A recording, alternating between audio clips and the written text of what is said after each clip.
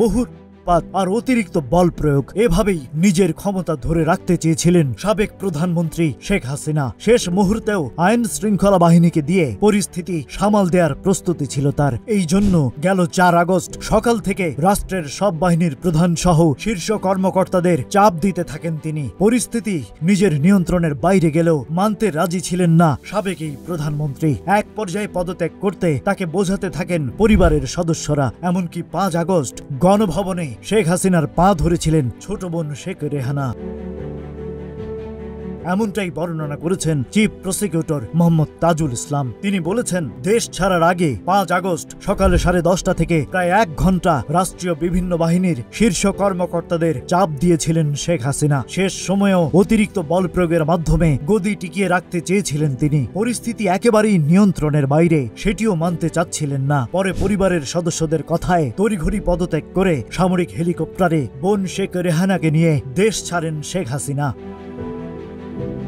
Chief prosecutor জানান, 5 August সকালে গণভবনে একটি বৈঠক হয়। সেই বৈঠকে সেই সময়কার আইজিপি চৌধুরী আব্দুল্লাল মামুনকে দেখিয়ে শেখ হাসিনা বলেছিলেন, ওরা ভালো কাজ করছে, সেনাবাহিনী পারবে না কেন? তখন চৌধুরী আব্দুল্লাল মামুন বলেন, পরিস্থিতি যে পর্যায়ে গেছে তাতে পুলিশের পক্ষেও আর বেশি সময় এমন কঠোর অবস্থান ধরে রাখা সম্ভব নয়। অস্ত্র, গোলা বারুদ আর কিছুই অবশিষ্ট নাই, বাহিনীও ক্লান্ত হয়ে গেছে।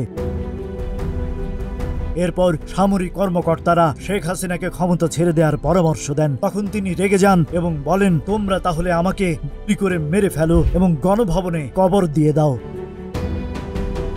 ওই বৈঠক থেকে সামরিক কর্মকর্তারা শেখ হাসিনাকে গণভবনের অন্য একটি কক্ষে নিয়ে পুরো পরিস্থিতি ব্যাখ্যা করেন এবং তাকে আবারও পদত্যাগ করতে অনুরোধ করেন। এক পর্যায়ে ছোট বোন শেখ রেহানাও তাকে বোঝানোর চেষ্টা করেন, কিন্তু রাজি না হয় শেখ রেহানা এক পর্যায়ে শেখ হাসিনার পা জড়িয়ে ধরেন, কিন্তু তাতেও কাজ হচ্ছিল না। পরে শেখ হাসিনার পুত্র সজীব অজেদ জয়ের সঙ্গে কথা বলেন শীর্ষ সামরিক কর্মকর্তারা।